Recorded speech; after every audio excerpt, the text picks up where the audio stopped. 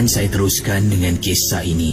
Merupakan segmen lakonan kisah pendek misteri jam 12 di Ria 897 FM. Terima kasih kepada anda semua yang sedang memantau siaran kami di mana sahaja anda berada. Mungkin melalui aplikasi Mi Radio ataupun melalui internet radio. Terima kasih diucapkan kepada anda semua. Kisah yang ingin saya ceritakan ini datangnya daripada Suria, merupakan seorang pendengar dari seberang tambak, tetapi beliau telah pun menyewa sebuah rumah di Singapura apabila dia bekerja di sini untuk setahun lamanya. Pengalaman yang diceritakan oleh Suria dikirimkan kepada saya ke alamat ria@mediacorp.com.sg.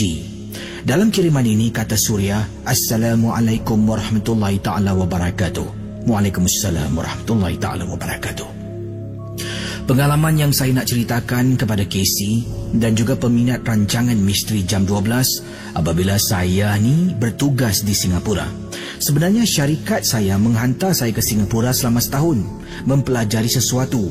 Ini merupakan attachment dan syarikat saya telah pun memberi saya satu tempat tinggal iaitu di kawasan Johor Bahru. Jadi pada mulanya saya menetap di rumah tersebut. Tapi oleh kerana saya ni banyak membazir waktu, setiap kali saya nak masuk Singapura ke Johor, nak masuk Johor ke Singapura, akan saya terperangkap dalam kesesakan di Causeway.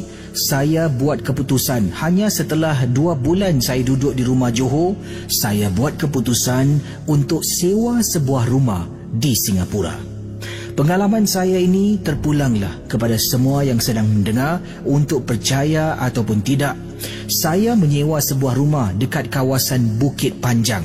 Pengalaman yang tak dapat saya lupakan ini berlaku di rumah tersebut.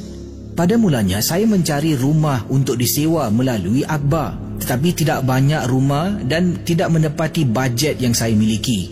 Maklumlah Casey, mata wang ringgit ke mata wang Singapura amat kecil. Jadi saya harus mencari rumah yang kena dengan bajet saya. Kemudian daripada surat khabar, saya mula bertanya dengan rakan-rakan yang bertugas di pejabat yang sama di Singapura. Salah seorang dari mereka telah pun sarankan saya untuk hubungi seorang ejen rumah iaitu teman kepada beliau. Saya pun menelefon ejen tersebut dan ejen membawa saya ke rumah iaitu di Bukit Panjang. Bila saya sampai, saya terkejut. Rumahnya besar. Dikatakan rumah itu adalah rumah 5 bilik. Saya tinggal seorang diri dan harga sewa rumah tersebut hanya $1,000 Singapura, di mana $500 akan dibayar oleh syarikat dan $500 adalah duit saya sendiri. Jadi saya setuju bila mendapat tahu harga pasarannya lebih kurang pada ketika itu $2,500. Macam mana dengan rumah ni? Besar kan? Saya rasa awak mesti suka punya. Sewa harga rumah ni memang di bawah pasaran. Kalau sekarang awak tanya orang, paling-paling murah pun $2,200. Tapi sekarang rumah ni disewa dengan harga $1,000. Kalau saya jadi awak, saya ambil rumah ni. Saya tahu rumah ni memang murah. Saya setuju. Bayaran ni macam mana? Tak ada. Kalau awak setuju, baguslah ya. Kita kena tanda tangan kontrak. Kontrak ni untuk setahun.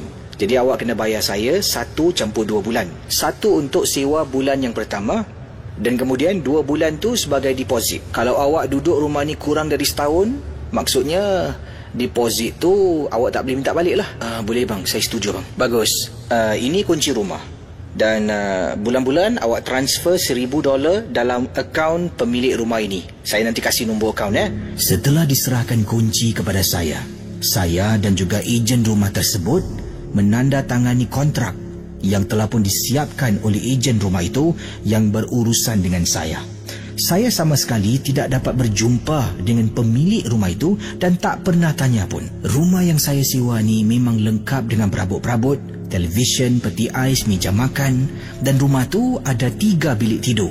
Walaupun perabot-perabot yang ditinggalkan oleh tuan rumah tidaklah begitu baru, saya tetap tak kisah sebabnya harga rumah tersebut memang murah.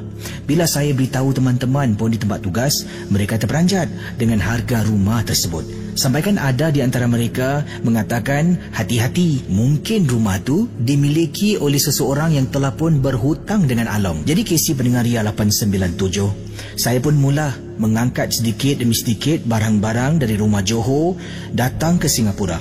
Dari itulah hidup saya lebih senang sedikitlah. Sebabnya saya dah tak perlu ulang-alik Johor ke Singapura, Singapura ke Johor dan terperangkap dalam kesesakan lalu lintas di Causeway. Pendengar Ria 897, setelah 2 minggu lebih saya duduk dalam rumah tu, pada suatu malam ketika saya berada di ruang tamu sedang duduk, iaitu sekitar pukul 10 malam. Rasa seram juga Casey, sebabnya rumah yang besar hanya saya seorang saja yang tinggal. Jadi malam tu sedang saya duduk menonton TV, pintu rumah saya buka. Agak berangin sedikit lah. Jadi tiba-tiba Casey, dalam keadaan saya sedang khusyuk menonton televisyen, ada orang beri salam dan saya terperanjat. Assalamualaikum. Assalamualaikum. Astaghfirullahalazim. Waalaikumsalam. Iya cik, ada apa cik? Boleh saya bantu? Makcik cari siapa? Tak ada, makcik tak cari orang. Anak nak beli keropok. Makcik ada jual keropok. Oh, ingatkan apa tadi cik? Terperanjat saya. Keropok? Tak apalah cik, saya tak rasa lapar pun. Lain kali lah cik. Terima kasih. Anak belilah. 3 $10. Makcik datang dari jauh, tolonglah beli. Cik, minta maaf lah, saya pun bukan orang sini. Saya pun datang sini bekerja. Minta maaf lah cik. InsyaAllah lain kali. Saya cuba beberapa kali untuk mengatakan kepada makcik yang saya tidak ingin membeli kerupuk-kerupuknya, seolah-olah makcik ini berdegil dengan saya. Beberapa kali itu juga dia cuba memujuk merayu kepada saya supaya membeli kerupuk-kerupuknya. Saya ni Casey sampai naik nak marah. Oleh kerana dia ni orang tua, saya kawal perasaan marah saya sebab takut nanti saya terkurang ajar dengan orang yang lebih tua dari saya. Jadi sampaikan saya kata sekali lagi yang saya memang tak nak beli apa-apa. Dan tiba-tiba dia tanya saya satu soalan.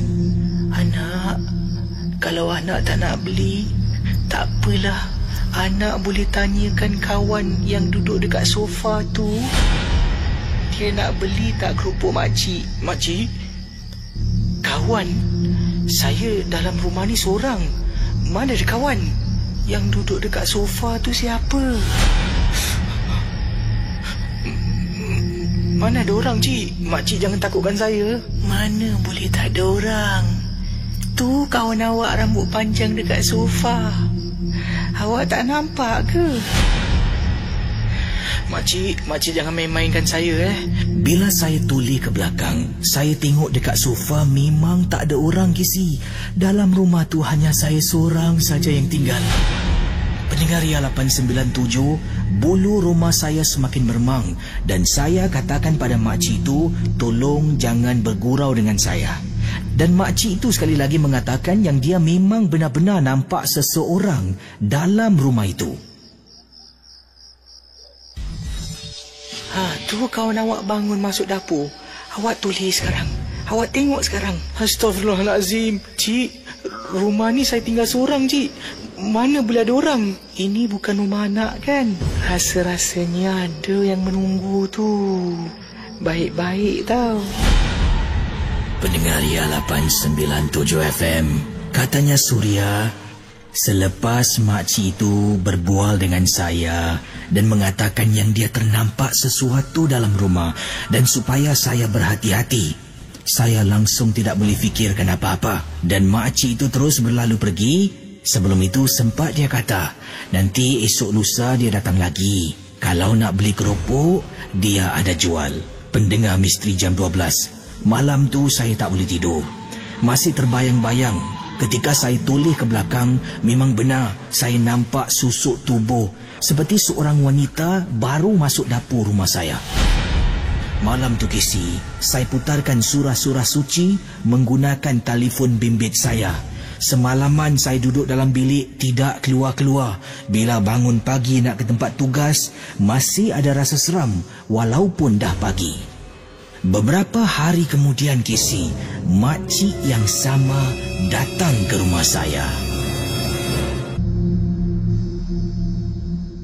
Saya cuba beberapa kali untuk mengatakan kepada makcik yang saya tidak ingin membeli kerupuk-kerupuknya. Seolah-olah makcik ini berdegil dengan saya. Beberapa kali itu juga dia cuba memujuk merayu kepada saya supaya membeli kerupuk-kerupuknya. Saya ni Casey sampai naik nak marah. Oleh kerana dia ni orang tua, saya kawal perasaan marah saya sebab takut nanti saya terkurang ajar dengan orang yang lebih tua dari saya. Jadi sampaikan saya kata sekali lagi yang saya memang tak nak beli apa-apa. Dan tiba-tiba dia tanya saya satu soalan. Anak, kalau anak tak nak beli, tak apalah. Anak boleh tanyakan kawan yang duduk dekat sofa tu.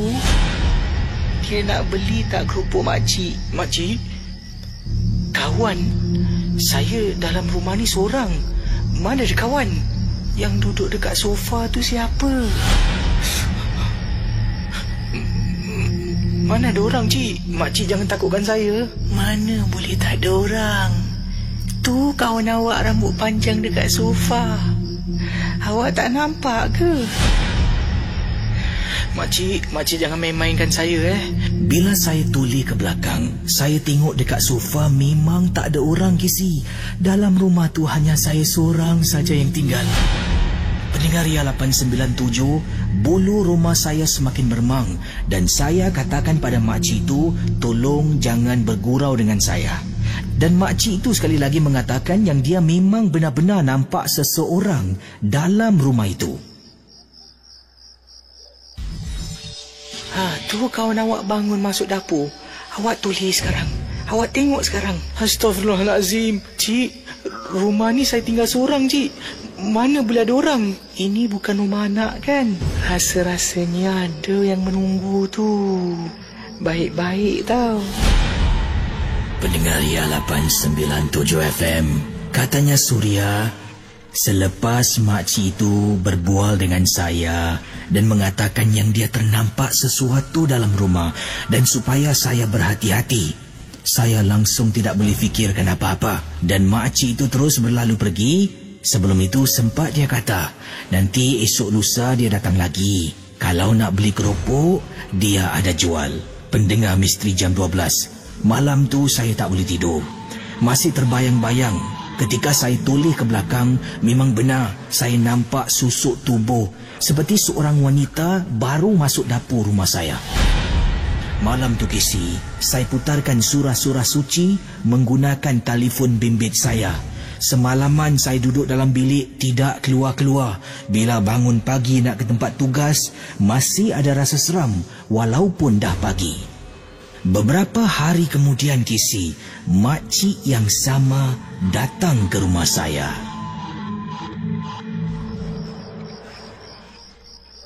Assalamualaikum. Assalamualaikum. Hei, terkejut saya, cik. Ya Allah, cik. Ingatkan siapa tadi? Makcik nak jual kerupuk makcik tunggu sekejap ya.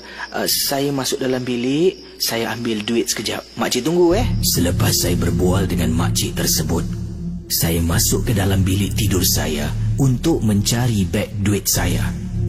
Terperanjat saya Kisi.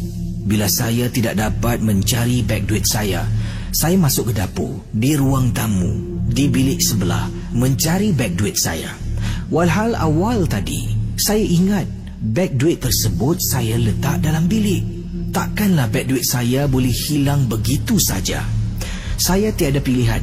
Saya terus ke hadapan dan berkata sesuatu pada makcik kerupuk itu. Cik, saya minta maaf, cik. Saya sebenarnya bukan sengaja, cik. Macam inilah. Apa kata makcik masuk dalam rumah saya, makcik tunggu sekejap. Saya tak tahu mana saya letak beg duit saya, cik. Mohon maaf, cik Makcik masuk dulu ya. Makcik tak kisah. Betul, makcik tak kisah. Kau izinkan makcik masuk dalam? Cik, makcik masuk. Makcik duduk sekejap ya. Yelah. Makcik masuk kau pelan-pelanlah cari. Nanti kalau dah jumpa, boleh dapatkan kerupuk makcik. Setelah membenarkan makcik itu masuk ke dalam rumah saya, sekali lagi saya masuk bilik. Saya buka pintu almari, saya buka laci, tengok atas katil, angkat bantal, masuk dalam tandas. Macam-macam tempat saya cuba cari, tapi beg duit saya masih tetap belum boleh jumpa. Rasa pelik sangat-sangat, Casey. Saya rasa, mana pula ni, takkan aku terlupa. Dan kemudian tiada pilihan, kerana dah lebih kurang 20 minit saya cari beg duit, sampaikan saya rasa saya patut keluar dan minta maaf dengan makcik tu sebabnya saya tak dapat jumpa beg duit saya. Cik, saya minta maaf, Cik. Saya tak tahulah, Cik, saya letak beg duit saya kat mana, Cik. Kau ni pelupa lah. Kau tak ingat mana kau letak beg duit kau? Tak apalah, tak apa. Makcik boleh kasih kau keropok dulu. Nanti lain kali makcik datang, kau boleh bayar. Cik, tak payahlah, Cik. Macam inilah, saya janji besok makcik datang lagi, saya beli banyak dari makcik. Boleh tak, Cik? Jangan macam tu. Makcik boleh kasih kau percuma. Anggaplah ini hadiah dari makcik. Makcik, tak apalah, makcik. Saya malulah, Cik. Lain kali kalau saya ada duit, saya beli dari makcik. Jangan cakap macam tu. Jangan, makcik ikhlas. Makcik nak kasih kau keropok-keropok ni, kau ambil lah. Nah, kau nak yang mana kau pilih? Tolonglah. Kalau kau tak ambil, nanti aku kecil hati. Aku datang jauh-jauh. Aku memang nak kasih kau hadiah ni. Ambil lah, ambil. Kau nak mana? Pendengar Ria 897 FM, setelah saya berfikir beberapa kali, sebenarnya saya menolak tawaran makcik. Tak sedap hati ambil barang percuma dari seorang wanita tua. Tapi makcik tu nampak benar-benar ikhlas nak beri saya keropok-keropok yang dijual. Jadi saya pun tak naklah kecilkan hatinya. Dia pun dah tunggu lama. Saya ambil dan memilih beberapa keropok dalam beg yang dibawa bersama dan diberikan kepada saya. Dah, kau dah pilih? Takkanlah kau ambil 3. Kau tak nak yang lain lagi? Aku tak kisah. Berapa kau nak ambil, kau ambil lah. Tak apalah, Cik. Saya rasa 3 paket ni pun dah banyak. Makcik nak berniaga, saya pula ambil percuma. Saya minta maaf lah, Cik. Saya benar-benar tak boleh jumpa beg duit saya. Tak mengapalah. Hari ni kau susah, aku tolong kau. Nanti bila aku susah, kau pula tolong aku. Ya? Terima kasih, Cik. Terima kasih. Baik hati makcik ni. Sebelum aku balik, ini aku ada hadiah nak kasih kau. Engkau ambil ni. Jangan takut. Ini tak ada benda. Ini kau anggap sebagai pendinding aja. Ramai orang letak ni dalam rumah. Kau letak dalam rumah kau. Kau tak payah pakai pun. Engkau ambil. Pendengar Misteri Jam 12. Saya sebenarnya terkejut apabila makcik yang jual keropok menyerahkan saya bungkusan yang dilipat kecil dalam kain hitam yang diserahkan kepada saya. Disuruh saya letak dalam rumah dan jangan fikir yang bukan-bukan. Itu adalah pendinding yang akan menjaga rumah saya. Saya ni sekarang dah ambil 3 paket kerupuk makcik tanpa saya bayar. Takkan saya nak tolak kisi pemberian hadiah dari makcik tersebut. Saya teragak-agak sebenarnya ingin mengambil bungkusan itu. Oleh kerana dah terhutang budi, saya ambil juga. Saya ambil pendinding hitam yang diserahkan oleh makcik keropok kepada saya. Setelah itu, makcik keropok tersebut pun meninggalkan rumah saya dan terus berlalu pergi. Saya mengambil pendinding itu dan letakkan di atas almari televisyen. Kemudian masuk dapur untuk simpan 3 keropok yang telah pun saya dapat percuma dari makcik tersebut.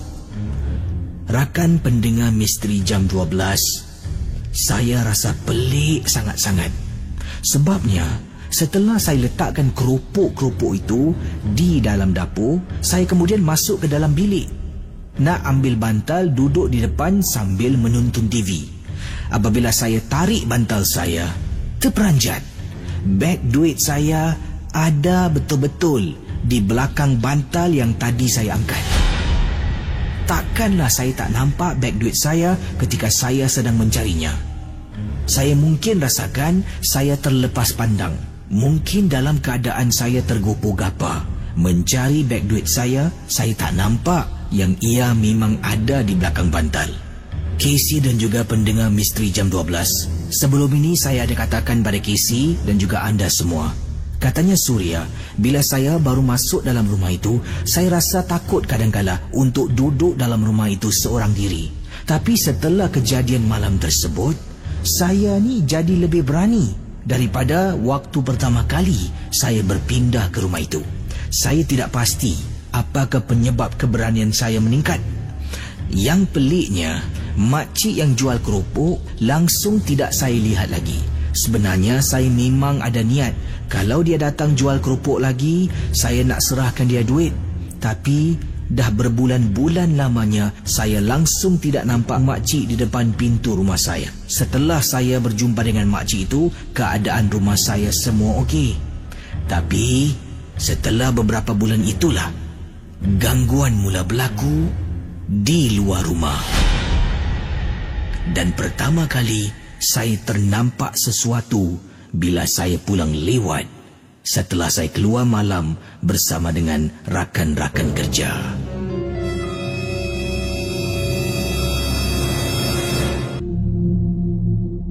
Waktu itu saya baru saja turun dari teksi.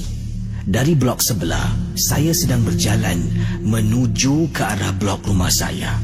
Pendengar Ria 897, katanya Surya, semakin saya menghampiri blok saya dapat lihat di hadapan pintu rumah blok saya ada seorang perempuan sedang berdiri. Dan tertanya saya, siapakah perempuan depan rumah? Adakah itu tuan rumah yang datang nak ambil barang, ataupun siapakah orang yang berdiri di depan pintu rumah saya? Saya pun dengan segera langsung saja menuju ke arah tangga dan terus naik tangga, sebabnya takut naik lift terlambat dan mungkin akan selisih jalan dengan wanita yang berdiri di depan rumah. Sebelum saya naik tangga, saya sempat memandang ke arah lift rumah saya, di mana lift tersebut masih berada di tingkat paling atas blok rumah saya. Dan bila sampai di depan koridor rumah saya, amat terperanjat sebenarnya. Saya tak nampak pun perempuan yang tadi berdiri depan pintu rumah saya. Rasa terperanjat dan terkejut. Bila saya pandang ke arah lift, saya nampak lift itu masih berada di tingkat atas. Dan kalau dia turun tangga, pastinya saya akan terserempak dengan wanita yang tadi berdiri depan pintu rumah saya. Oleh kerana kepenatan, saya pun tidak berfikir panjang. Langsung dari tepi tangga menuju ke arah depan pintu rumah, masuk ke dalam rumah dan berdiri depan pintu sambil nak buka sepatu saya. Pendengar Misteri Jam 12, katanya Surya, Casey, itu pertama kali setelah berbulan-bulan saya duduk dalam rumah itu, saya rasa takut. Meremang bulu rumah saya. Dengan segera, tangan sebelah ni yang sedang pegang sepatu nak buka dalam keadaan rumah yang gelap. Dengan segera saya batalkan niat nak buka sepatu. Tangan saya capai lampu ruang tamu dan hidupkan lampu di ruang tamu dahulu. Barulah rasa lega. Kemudian mata saya ni tengok kiri, tengok kanan, tengok dapur, tengok bilik tidur. Tengok ada tak sesuatu dalam rumah, sebabnya perasaan pada malam tersebut memang menakutkan sangat-sangat. Setelah saya dapat tenangkan perasaan saya tanggalkan sepatu, masuk ke dalam bilik dan saya terus mandi menggunakan tandas yang terdapat dalam master bedroom rumah yang saya sewa. Sedang saya mandi, saya terdengar sesuatu.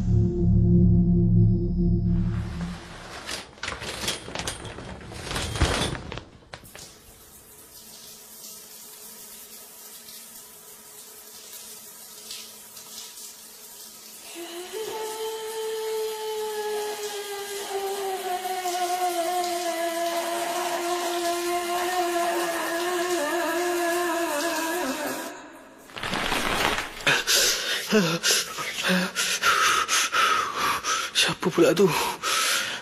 Bunyi apa tu? Siapa tu? Hello, siapa tu? Siapa tu?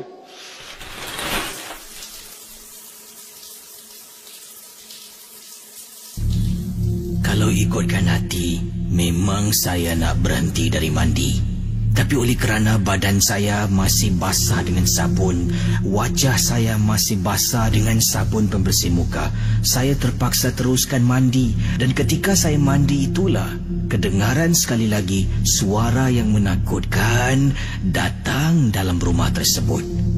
Pendengar Misteri Jam 12, katanya Suria, anda bayangkanlah, saya ni seorang diri dalam rumah tu. Nak tak nak selepas habis mandi dah keringkan badan semua, saya ni sekarang sedang pegang pintu. Nak buka pintu ataupun tidak, saya buka pintu tandas perlahan-lahan. Bila saya buka saja, alangkah terperanjatnya Casey. Bayangkan, awal tadi bila saya balik, lampu ruang tamu, lampu bilik semua saya hidupkan. Tapi bila saya tarik pintu tandas, terperanjat saya dibuatnya. Casey, saya boleh lihat lampu bilik tidur saya telah pun dipadamkan. Saya tak tahu kerja siapa Casey. Kalau ada blackout, kenapa lampu tandas masih lagi menyala? Siapa tu? Jangan main-mainkan aku lah, tolonglah. Tolonglah, siapa tu?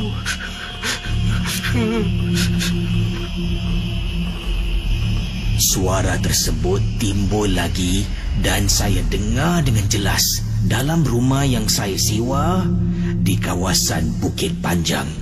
Pendengar Misteri Jam 12, katanya Suria, saya tiada pilihan. Takkanlah saya nak duduk dalam tandas sampai ke pagi. Saya tarik pintu.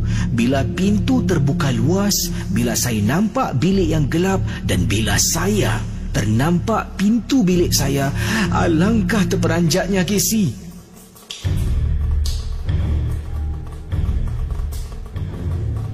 Saya ternampak Casey, perempuan sedang berdiri depan pintu bilik saya, rambutnya sepanjang-panjang sampai ke lantai. Kemudian mata terbeliak, lidahnya panjang, sambil suara yang garau itu datang dari dia.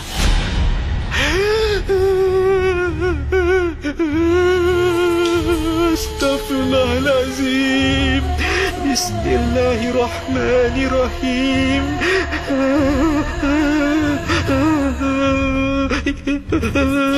Alhamdulillahirrabbilalamin. Tolong jangan ganggu aku. Tolong jangan ganggu aku.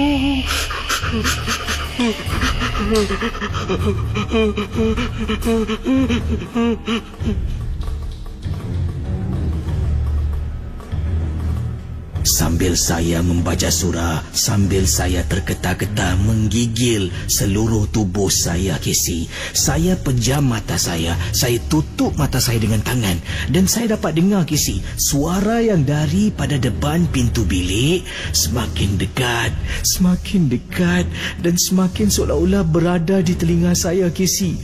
Saya boleh rasakan benda tu berada di tepi saya, di tepi telinga kiri saya. Saya baca dan baca. Bulu rumah saya pada malam itu meremang teruk Casey. Saya sampai kan dah tak tahu nak buat apa. Dan bila saya cuba jalan sambil dalam keadaan pejam mata menuju ke arah depan pintu nak buka lampu bilik Casey, saya cuba meraba-raba. Tiba-tiba saya terasa macam Astaghfirullahalazim. Ya Allah, Tuhanku, tolonglah. Tiba-tiba saya rasa macam saya terpegang wajah sesuatu Casey. Saya terus cuba dan akhirnya berjaya membuka lampu bilik saya. Saya terus ke depan sambil tutup mata. Dan pendengar Ria 897, bila saya berada di depan kawasan pintu rumah, saya buka lampu, saya keluar dengan keadaan tuala dan hanya pakai t-shirt.